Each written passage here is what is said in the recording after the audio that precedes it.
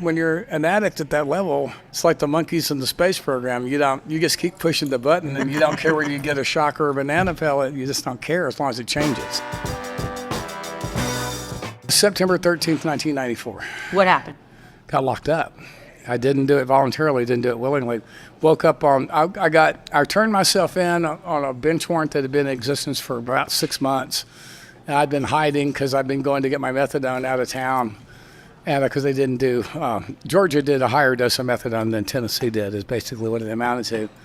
And I got tired of running, and my lawyer talked me into turning myself in. Turned out he was in trouble with the same judge that was after me, so he lied to me and told me that I would just make bond and get out. So I went and turned myself in, and he turned around, walked out, and there I was. And I spent that night in jail, and I woke up the next day on September the 13th, and pretty sick and going to get sicker because I was addicted to methadone and cocaine. At the end, I couldn't really get high on dope anymore.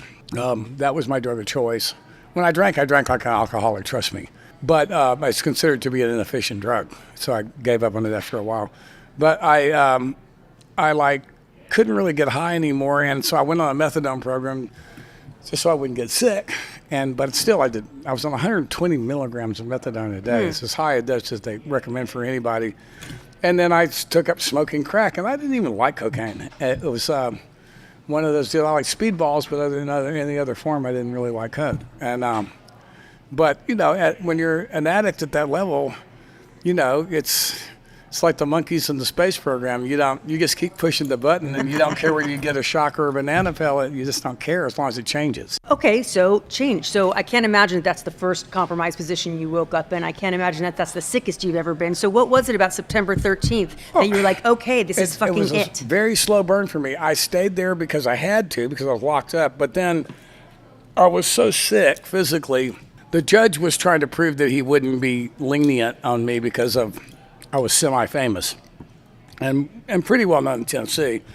I was there probably on the fourth or fifth day. I was so sick and my blood pressure had gotten really high, which is that's how they diagnose heroin withdrawals, your blood pressure being elevated.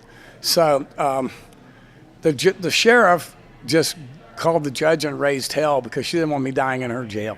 Yeah. So they came and got me, and they had a place called Buffalo Valley, and there was money then that they could help people get into treatment that wanted to. This was in the 90s.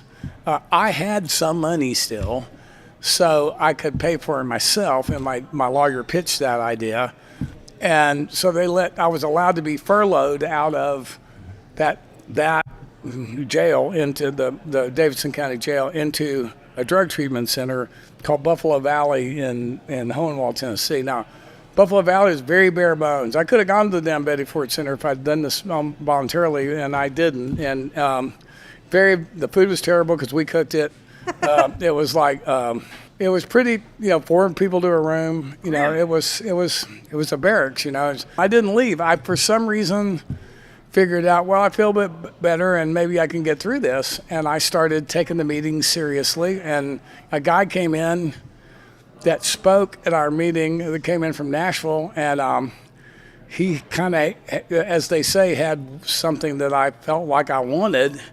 And that guy, the first meeting I walked into in the free world when I finally got out, that guy was sitting in that meeting and he became our first sponsor. He was my sponsor for the first 10 years.